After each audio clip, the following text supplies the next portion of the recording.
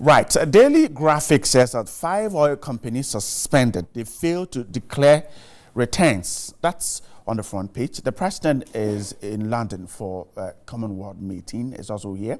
Navy NPA impound 2 vessels over illegal oil transfer.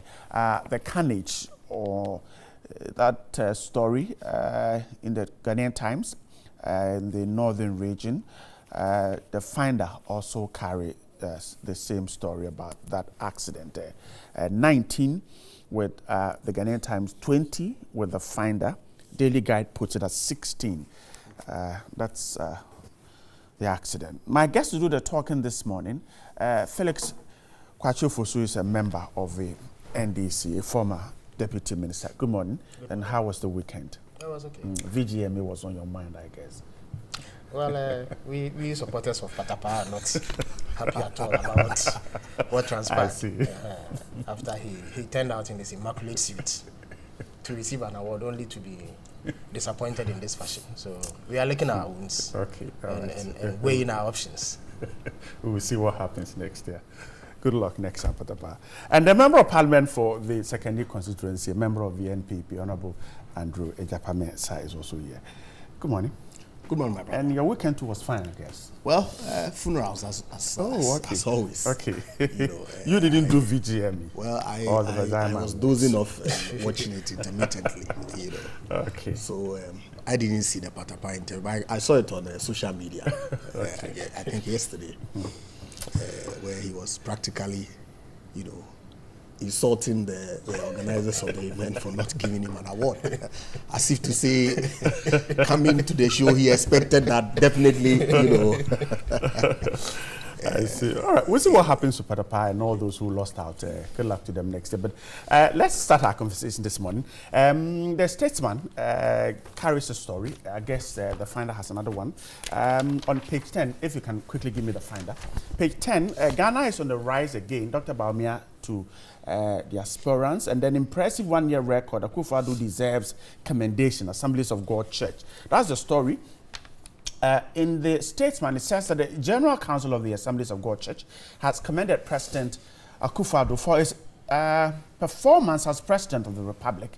In a remark made by one of the leading Pentecostal denominations in the world, the AG Church said, "We're very much enthused about how you run in the affairs of the nation. We're very proud of you. We have already seen the results, the drop in inflation, so many others, not to mention free senior high school, the flagship program.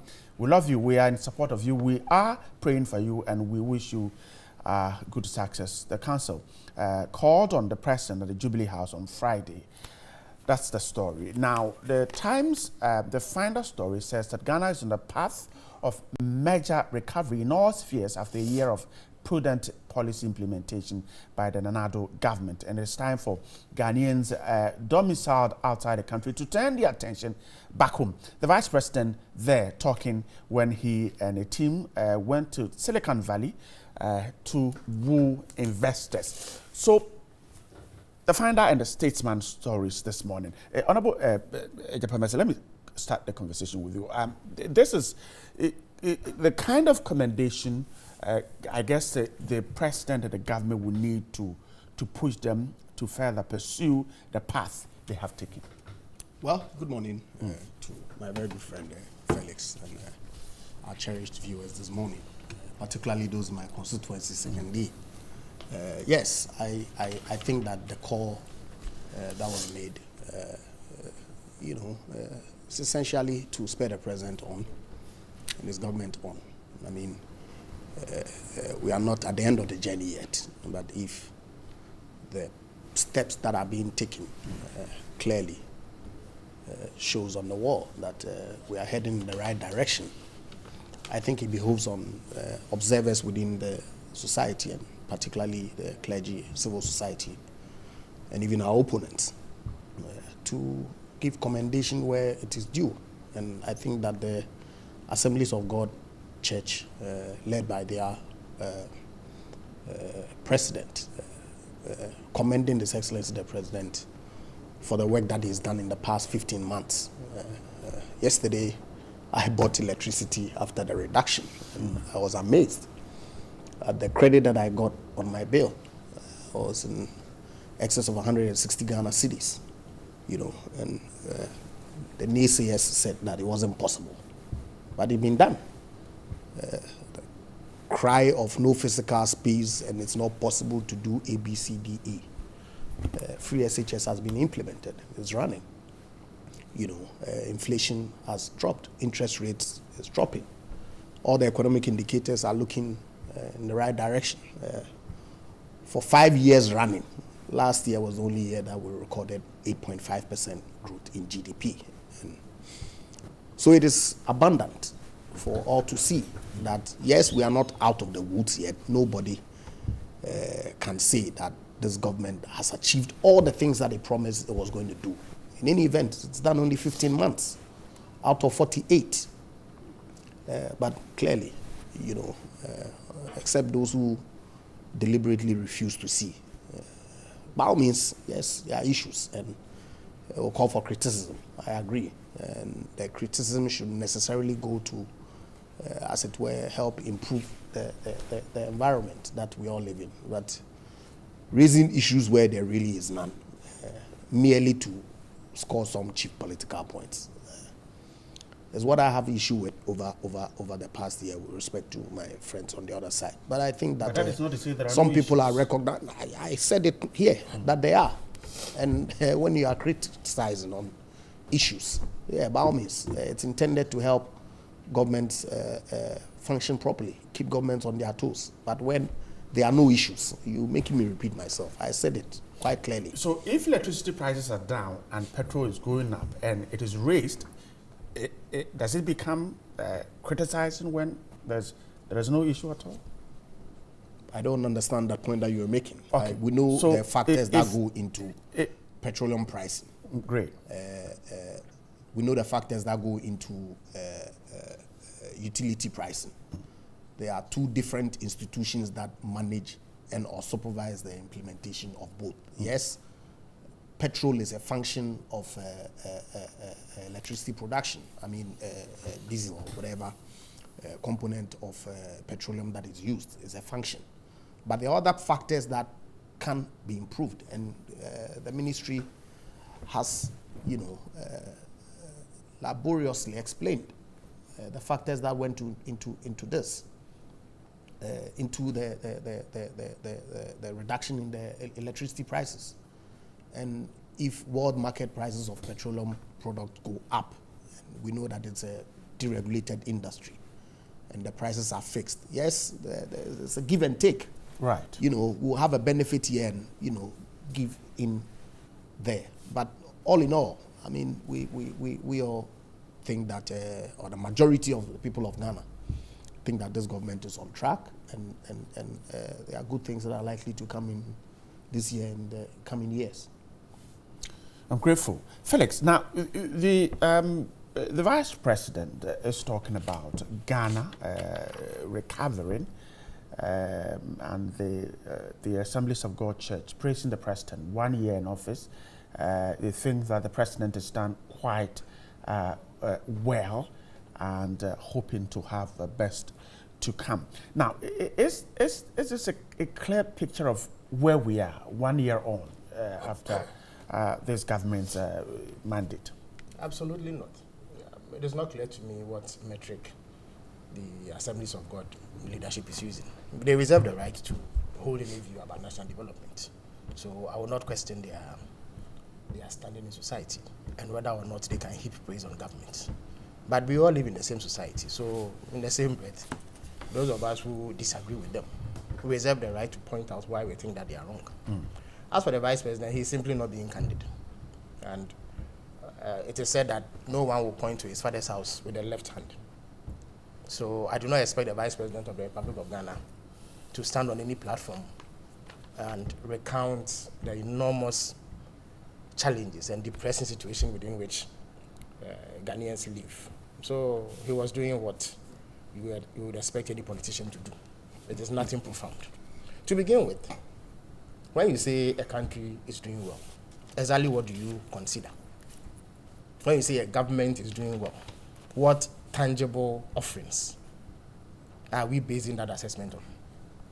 Look, this bit about the growth rate, every objective, honest observer will tell you that it has absolutely nothing to do with any work at all that this government has put in. Indeed, as far back as 2nd November 2017, President Mahama, when he was opening the Accra Digital Center, which his government had built to create at least 12,000 jobs for the youth of Ghana, said that because of the work that the NDC had done, and also because we had begun production of oil in additional quantities with the coming on stream of the 10 fields and the Sankofa fields, the economy was going to grow by 8%.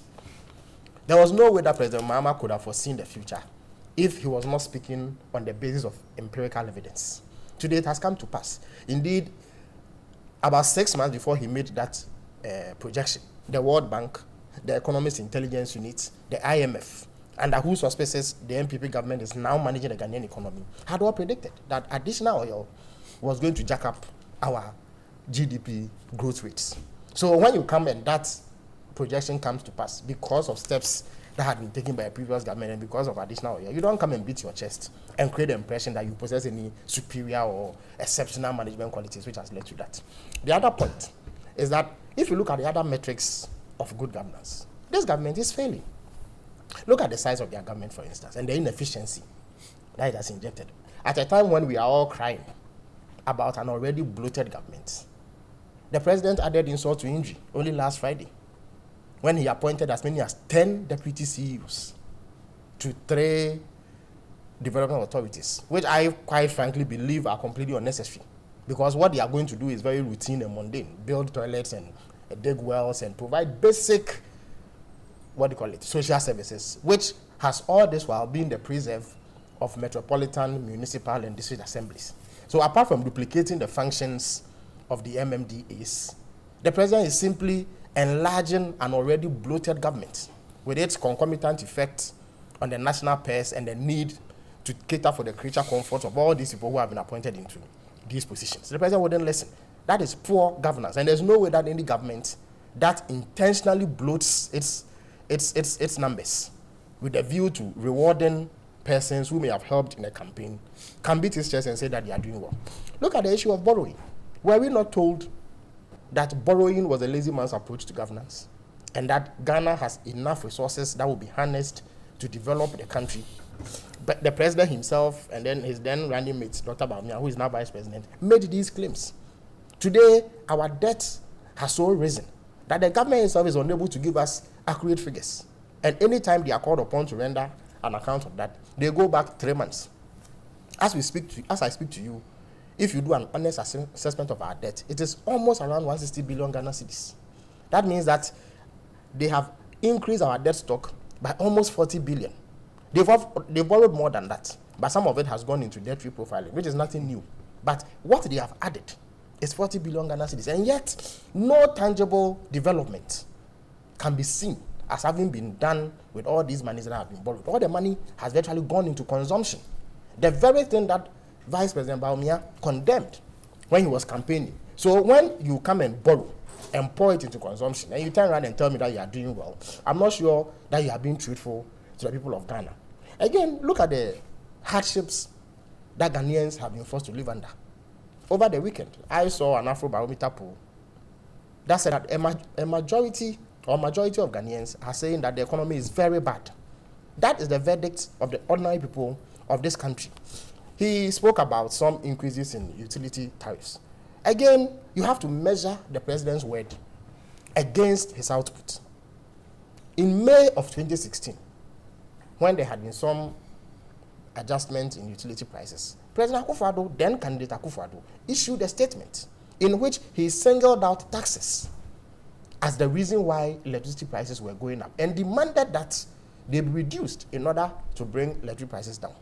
A month after that, the then NDC government reduced electricity prices, the end user tariff, by 12.5%. It was a significant drop. After promising to remove taxes in order to bring down electricity prices, President Akufo-Addo only touches one component of the price build-up, that is the energy charge, and creates the impression that the end user price has been reduced by 17% if you are a domestic consumer, 30% if you are an industrial consumer, and 10% if you are if you consume electricity as a mining firm. Now, It is only the energy charge that has been reduced. They publish the record, so you can actually go and check exactly what the level of reduction is. But Felix, is that not the case? Hasn't the prices gone down? But of course, but not by the margins. So you think it's not the 17%? No, if you let me finish making my point, not by the margins that the president promised, and it is certainly lower than what we reduced it by in June of 2016. Okay.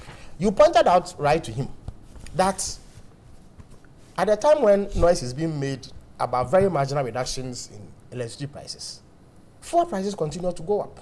We have moved from 14 Ghana cedis a gallon to 22 Ghana cedis a gallon. An increase of almost 8 Ghana cedis. So when you come to power, and mind you, they also promised to reduce fuel prices. My brother, Honorable Mesa, said that we are all aware of what factors contribute to the pricing of fuel. But all these factors were still around when they were making the promise to reduce fuel during the campaign. So what went into the making of that commitment? Again, speak to business people.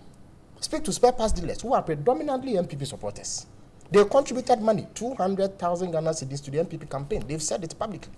Today, they are lamenting that at a time when government claims to have reduced or removed import duties, they are paying far more duties than they ever paid. Importers are saying that in the past, a container could cost about 65,000 Ghana cedis to clear. Today, they are paying in excess of 300,000 cedis to clear because the mode of calculation of import duties has changed, and it is having a deleterious effect on their businesses. Ashanti Business Association, they are saying that the vast 3% flat rate has had a terrible and cascading effect. And so in effect, they are paying more than 20% VAT instead of the previous 17% VAT. Only last 2 weeks or so, the Minister of Finance announced that in July he will be going to Parliament with a raft of tax measures. That means that taxes are going to go up in compliance with IMF dictates that they need to increase revenue. So they are going to introduce new taxes. He speaks about a time frame. Why? Check the online portals. Just Google it up. During the campaign, President Akufo-Addo promised to transform Ghana in 18 months. Those 18 months will be up in 2 months' time. That is in June of this year. You haven't seen any transformation at all. What transformation are you talking about? You seem to be talking a lot about what you think are negative. I'm telling you. Is there nothing positive I'm telling you what is factual. I'm telling you what is on the ground. Okay, when you come and promise me a transformation of the Ghanaian landscape, of the Ghanaian nation in 18 months, you cannot tell me when those 18 months are almost up that you have a 4-year mandate. Look at this promise on one district, one factory. Over 10 different timelines have been given. I'm talking timelines. The president himself is on record to have indicated that by the end of November of last year, 51 of these factories will spring up. The trade minister has said, is on record to have said that 192 of those factories were ready to take off by the end of last year. The coordinator of the One District One Factory herself, Madam Ohini Konidu, in June of last year said that 10 of those factories were ready to take off in that year, June. Mr. Homka Lindsay, Deputy Minister for Trade, also said 68. So depending on who you speak to, the timeline is different. So when you yourself commit to timelines and it is raised, you cannot cry that you have 4 years. The president was aware that he had a 4-year mandate when he promised that at the end of last year, 51 factories will take off. How many dams have been dug so far? We were told by the vice president last year that dams are not dug in the rainy season. And so as soon as the rainy season was over last year, dams will begin to be dug. We have come out of the rainy season, gone into a dry season, and are entering a rainy season now. And yet not one dam can be pointed to. 1 million per constituency, for which reason they've created 3 very needless entities and packed it with party activists, 3 CEOs and 10 deputy CEOs, just so that they go and build toilets and dig wells and build standing pipes and 3 unique classrooms and what have you. What can they point to in terms of deliverables? How many cents have been sent to any constituency as part of this, Now, let me come to more indices that ground the point that I'm making. Only 2 or 3 months ago, it emerged that Ghana had slipped on the best place to do or best place to invest index from 4th to 5th. That is from 2016 to 2017. Again, last year, we dropped 12 places on the Ease of Doing Business Index, which is compiled by the World Bank. Again, look at the unemployment situation.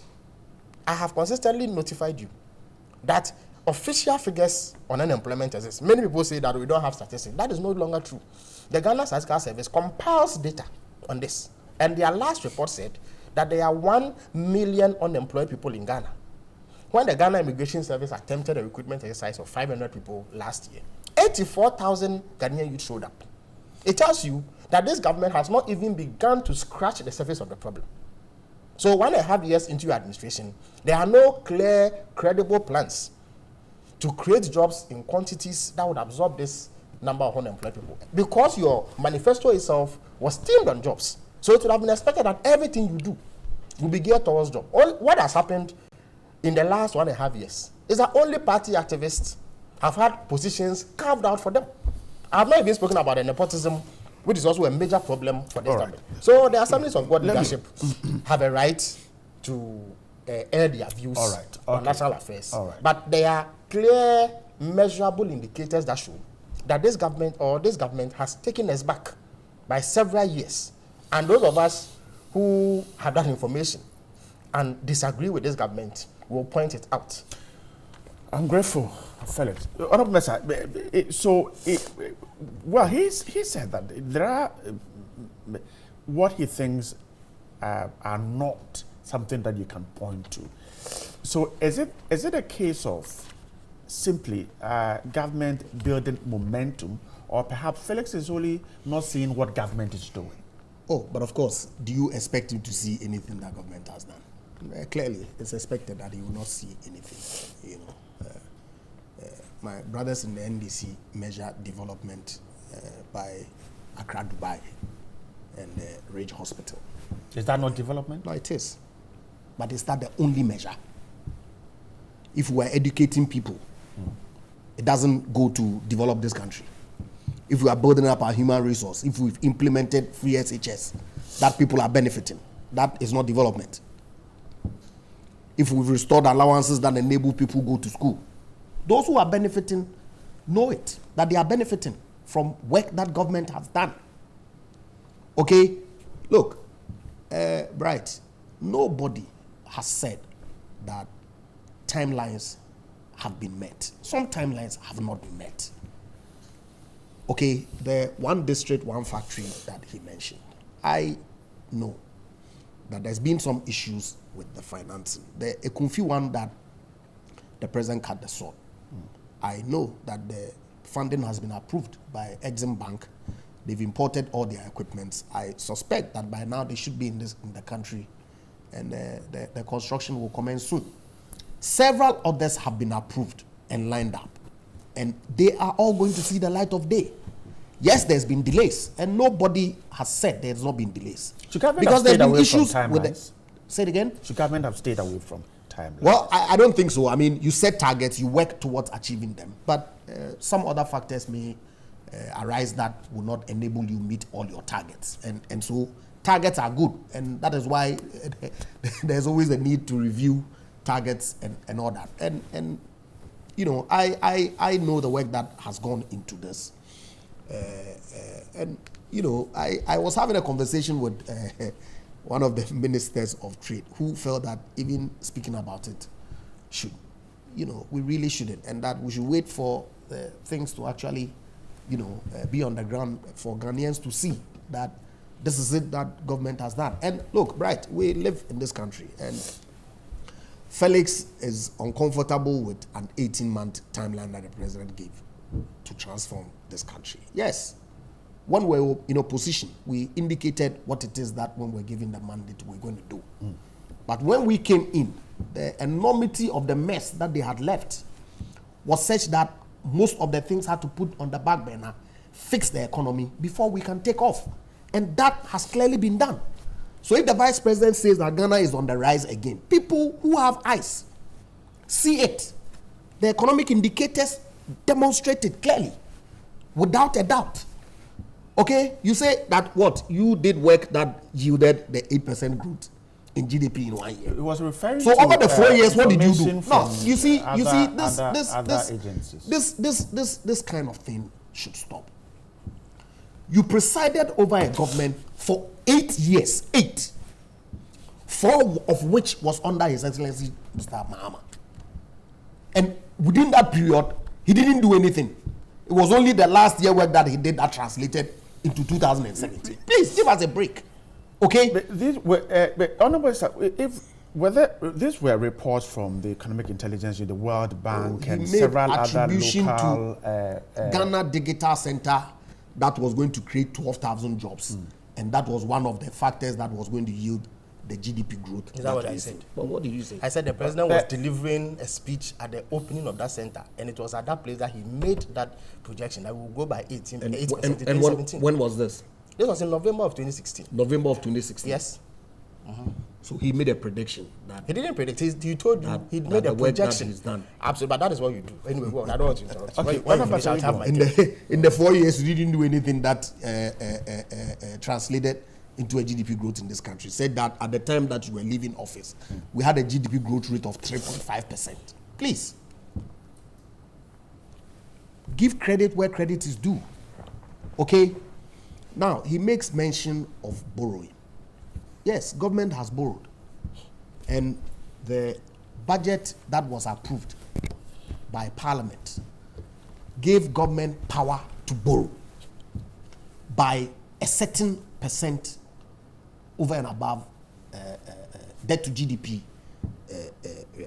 ratio, budget deficit, okay, of less than 10%. Okay, we did 5. You guys were always exceeding the targets that Parliament had approved for you. Because we all recognize that our revenue is not enough to meet our expenditure. So the issue is exceeding. Absolutely. Okay. And that is what added to the it's not about borrowing. At all. Okay. Okay? How much of that borrowing has gone into budget financing? Not much. You guys accumulated so much debt over the 8-year period from 38 billion to 128 in 8 years. Now, some of those debts, which are extremely expensive debt, ought to be repaid. Okay? And so what government is doing is to reprofile, like you said, most of those debts. Look at the quantum of money that has gone into budget financing. Okay? Everything that is being done is to fix the mess that you created. So give government some space to do the work that the people of Ghana have entrusted government to do. Now, you make reference to Afrobarometer. And we all saw the Afrobarometer report. One, the scope of the interviewees was not even wide. I think they were in total about 40 or 50 people were interviewed. But that notwithstanding, they represent coming. Right, let me make my point. Okay. They represent the generality of the people of Ghana. And even with that, 49% of the respondents said that they were going to retain this government in power if elections were held tomorrow. And 22% said they would be willing to bring you back. What does it tell you?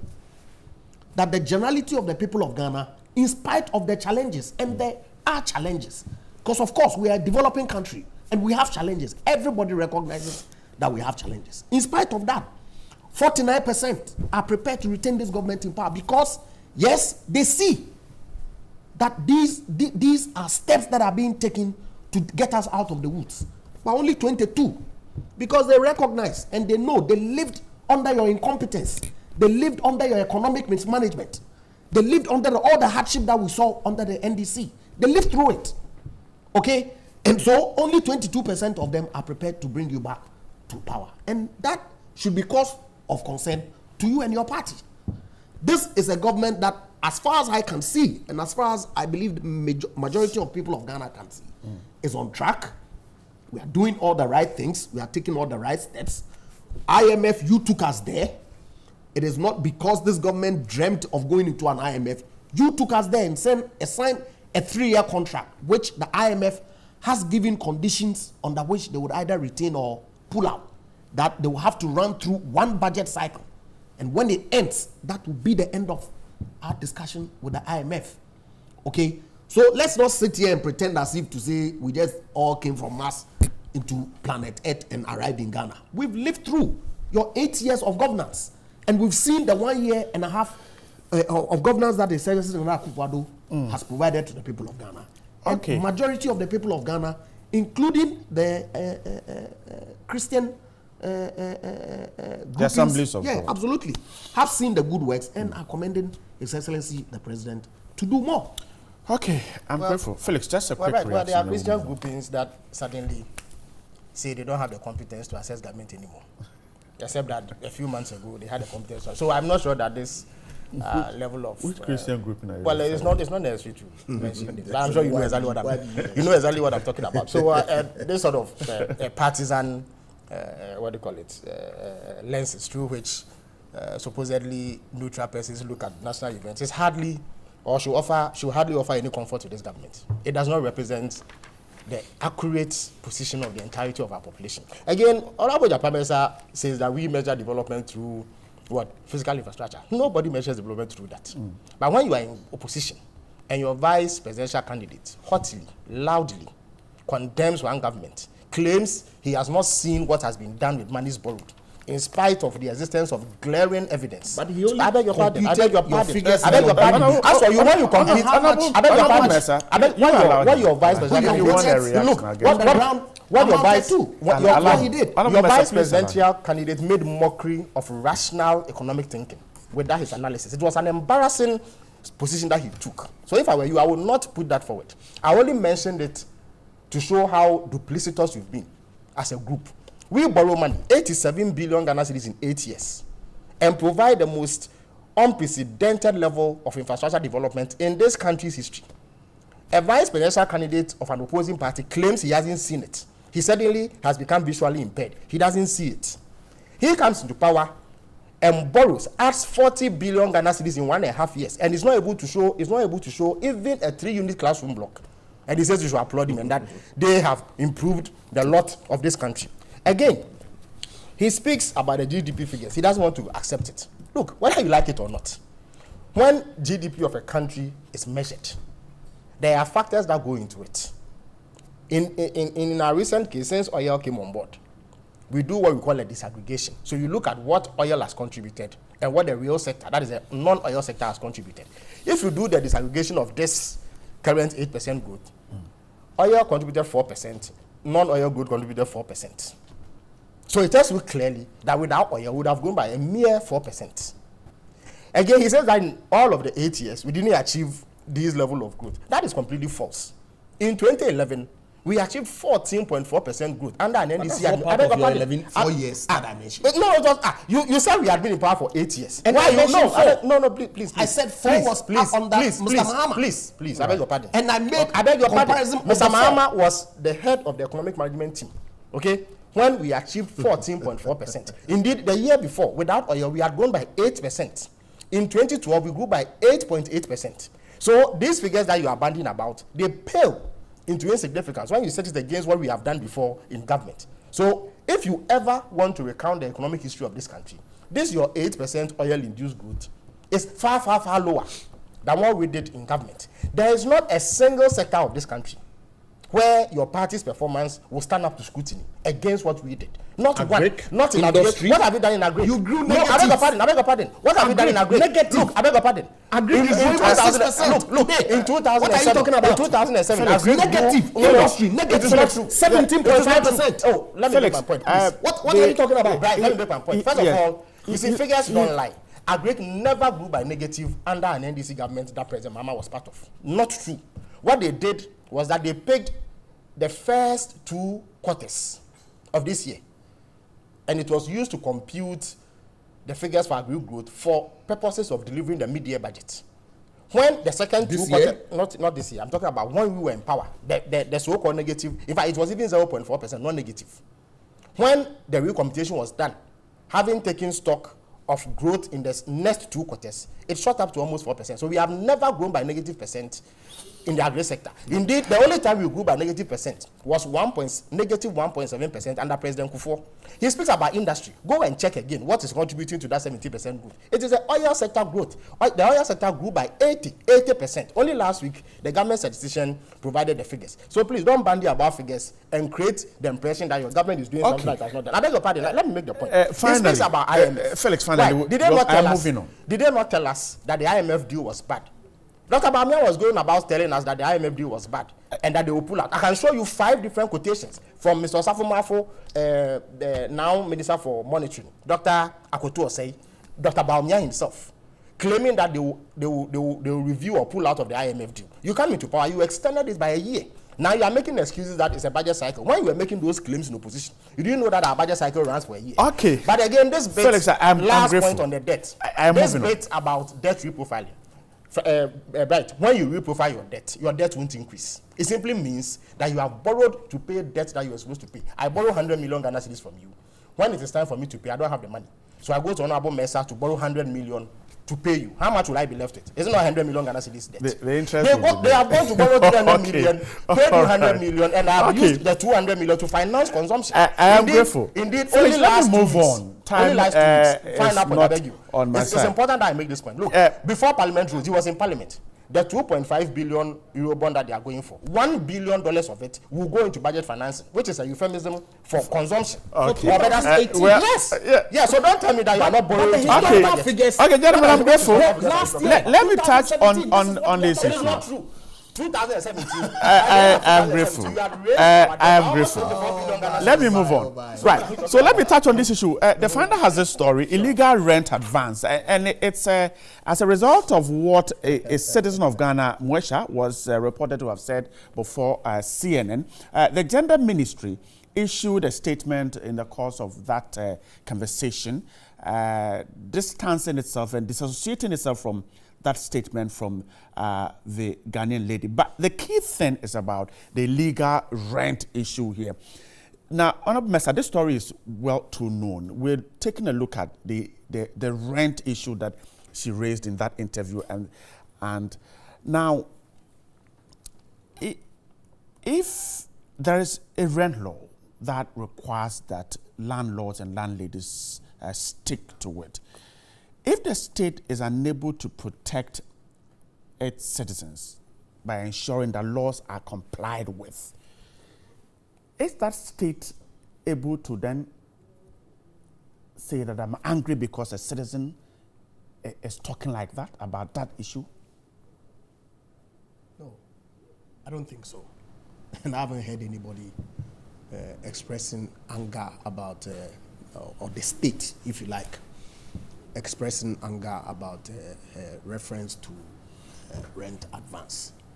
But I want to remind Felix Kuti, you see, just before I come back to the rent issue, when Dr. Bawumia was making references to the projects that you had done, he only took your green book, compared the cost of all the projects that you have published. That is ridiculous. Is that how to assess? Is that how to assess the use? That is ridiculous. Let's move on. Honorable Mesa, that is why I said that he made all the figures that were said. Clearly, there was nothing. It is false. Honorable Mesa, look, let's move on. Right, there will be time for another debate. Right, a quick rebuttal. Why? They are then presidential candidates. He claimed that most of the things we have moved on. So let's move on. Today he's going about commission debt. Artistic only 2, all of which are started, including the Terminal 3. But was it not artistic impression? We have moved on. At the time you published it was artistic impression. We have moved on. But you claimed an artistic impression. But I'm saying that it was a complete falsehood to say that the book contained artistic impressions only. That's what your candidate said. But who said so? Your candidate, that's not he said most. Please, should I read it for you? was not only should I read it for you? He said that most of the things in the green book. Read it. No, listen. He said that most of the things in the green book. Now you're changing the goalpost. No, you said that he said all the things. Okay, all right. Can we move on? Honorable Mesa, can we move on now? Everybody knows it. So the Terminal 3 at the airport. Let's move on. I think we'll have another debate on that some other time. Was that let's move on. I was talking about the fact that governments upon government have not been able to deal with this illegality being perpetrated. The states are unable to protect the states are unable to ensure compliance. Now, is that state in a position to say that its citizens are complaining and that they should not complain? Well, I like you said, successive governments have not done well in the enforcement of our laws. I mean, the Rent Act, which has been with us since, I believe, 1962, is clear that you cannot charge rent advance of more than 6 months. I guess the only institutions that comply with that law it's probably SNET, because I've rented property from SNET, my offices, so through their management companies, bro. I guess that's the only institution that I know that complies with the law. Everybody else does not. I mean, from people in the political class who own property and rent them out, civil servants, public servants, I mean, private business people, private citizens, everybody. That's failure on the part of the state. Yeah, it is, and I agree. But then again, I heard people over the weekend argue that, you know, cost of building is so high that people who make investments in them ought to necessarily find some ways of recovering their investments upfront, or part of it upfront, to enable them, channel them into other areas, as opposed to waiting on a man-by-man basis for these rents. But I think that we as a people, I don't know to what extent that government can enforce some of these things, because the housing deficit is so glaring that people, you know, tend to accept whatever conditions that landlords give them without complaint, because if you don't take it, well, somebody else is prepared to take it, and you may be the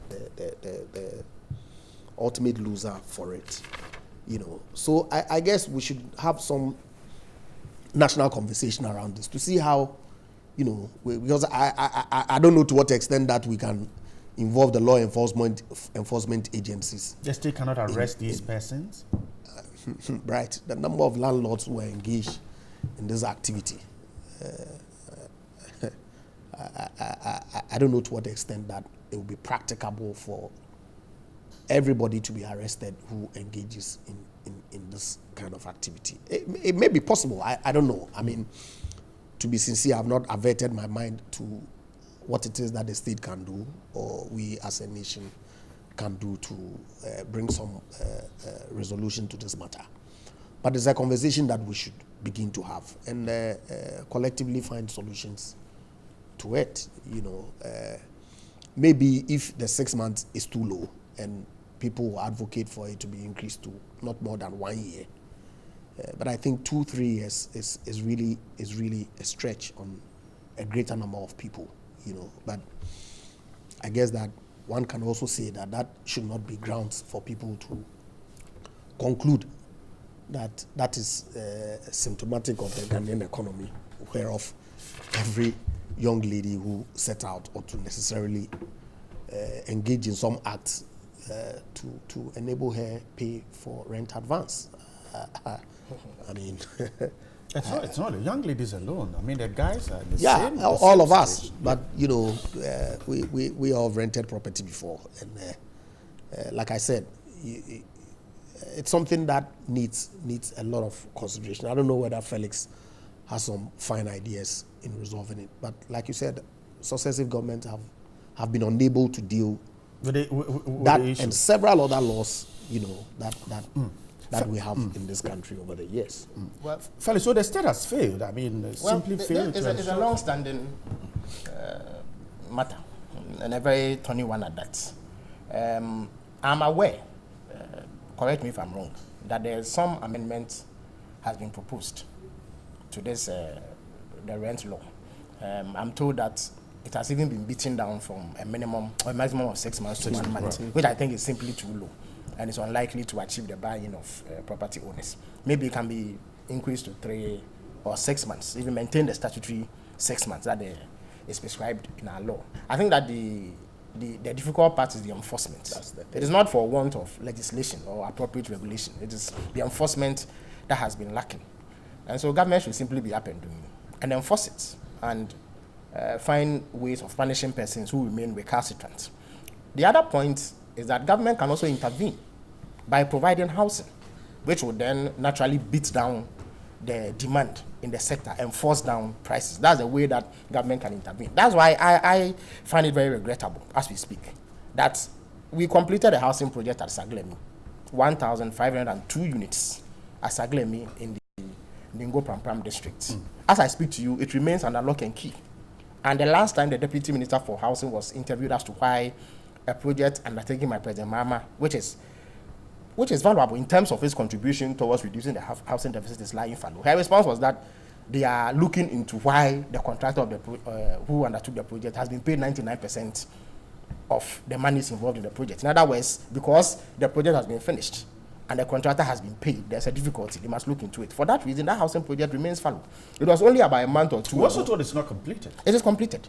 Indeed, the housing minister, Honorable Samuel Atachi, is on record, and it's a report that the Daily Graphic filed, to have said that he was satisfied with the work that had been done at the place when he visited the place about 6-7 months ago. And he even expressed confidence that because of the quality of work they had done, government was going to engage that same contractor, OOS, in similar housing projects across the country. So how can they, in one breath, express satisfaction about the work done, and in another breath say that it is not finished?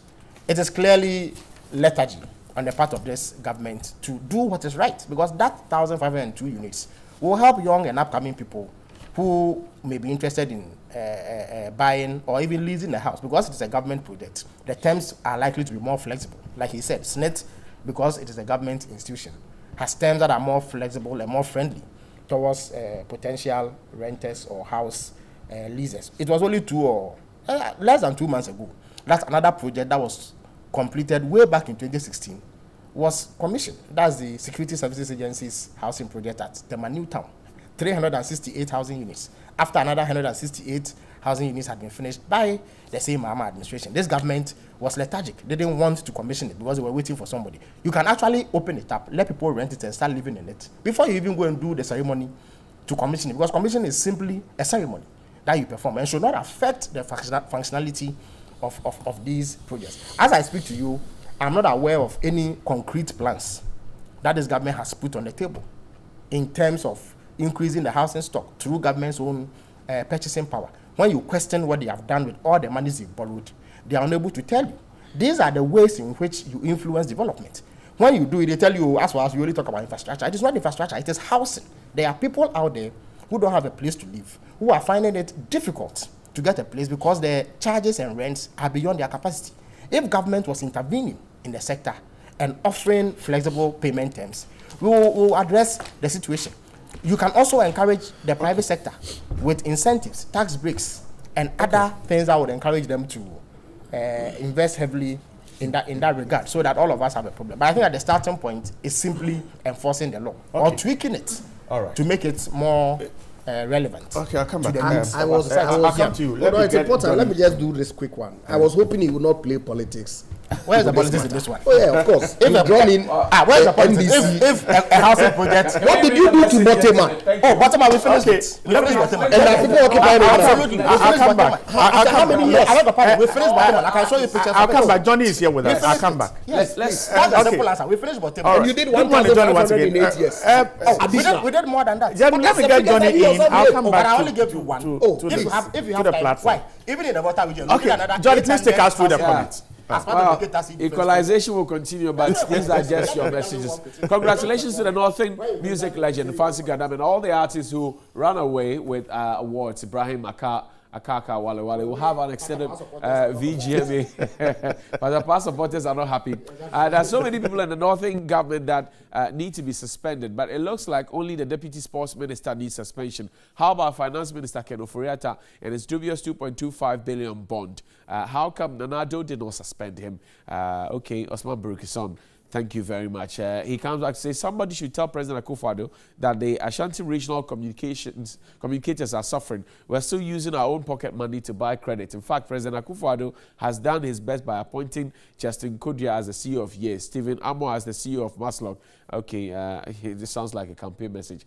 Correct score, Zakaria in Sunyani says, what have we heard from the president? Suspended the Deputy Minister for Youth and Sports. The president should suspend himself because this is not the first time a minister under his watch is committing a blunder under his watch. Alfred Obeng contaminated oil. Did he suspend him? Fisheries Minister over 250 containers were diverted. Did he suspend her? If not, super incompetence. Bono Afo, regional minister, was accused of the most corrupt minister ever under his regime. what has he done to that effect? If not super incompetence, 2020, Nana or Nanado, they will still lose. Greetings to Viz. Okay, thank you. Ayu Farouk in Tamale says, good morning. Congratulations to the king, Fancy Gadam. Ghana and Northerners are proud of you. Great. Good morning, TV3. Tell our drivers to be very careful when on the road, simply because the lives of the breadwinners or families are in their hands. The driver unions should also make sure drivers that apply the roads need adequate rest before embarking on another journey. Francis Bedu in Pupe. Good morning, Senior Bright. OA buses are one of the most dangerous buses to board. The drivers have no regard for lives or property. Are you sure? All they care about is how to charge your luggage. Customer service is poor. Well, I think you are jabbing them too much. Issa Akita will find out and confirm what you're saying, but these are allegations only. Good morning, Bright, Johnny, and Nanama. I agree with the sentiments shared by you guys on the road accident in recent times. As a matter of fact, a speeding driver is prompted by his fellow drivers that there are policemen on the road by pointing fingers down, so for them to reduce speed to avoid arrest. However, immediately after bypassing the police, they go back to the initial speeding habit. AK Champo and Lat Alajo, I agree with you.